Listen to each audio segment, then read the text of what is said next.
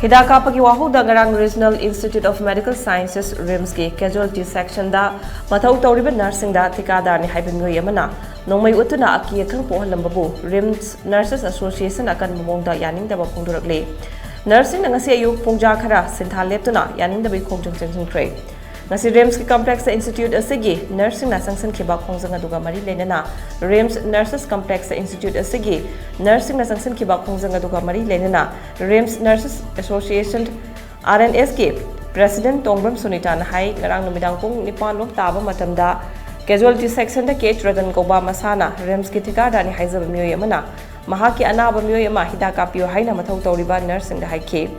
maduda nursing aduna bed number kaya gino haina hanke tanja aduda Ratan hairiba myoy asina bed number hangbagi mathau tade hauzik bed number amu geng bachat kigadra haibaga loina mahangna yaliba khaw hangtoktuna Nongmei Utlaga kanano khangbra RIMS ki thikada ni haizaduna mathau tawriba nurse asingbu aki akhang puanke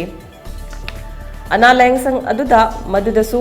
athu akage layeng liba mafamda asiguma thong chathaduna mathau tawriba singbu aki akhangba pohan ba haibasi yamna laibak thibani matamaduda mathau tawriba nursing na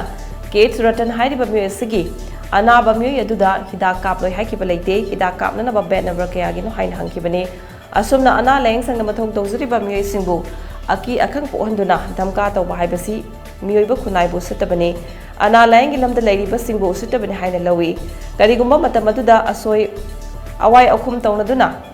ngangna sakna ramba tawramlabadi Nongmei kapthuraktuna asokapan misi mina yauroi hainingai leite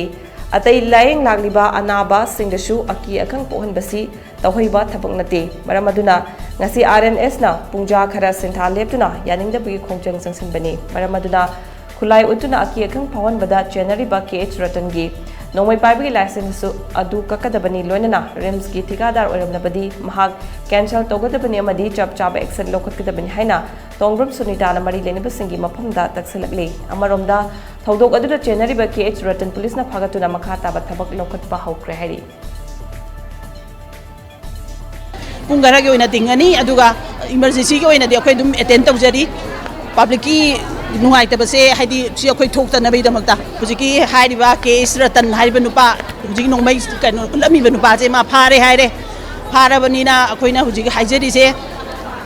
akhoi punishment je akhoi na pamjabadi magi license gan se kakthap piro ba license gan gi mafam za dana mana kari gi tamate utilize tawri no haba heta siguma ma heta anai gi matang du suma je ai zaure hadna puthokadra ma chi license se lo kano tawbiro seize tawbiro aduga ma je masana masabu ma je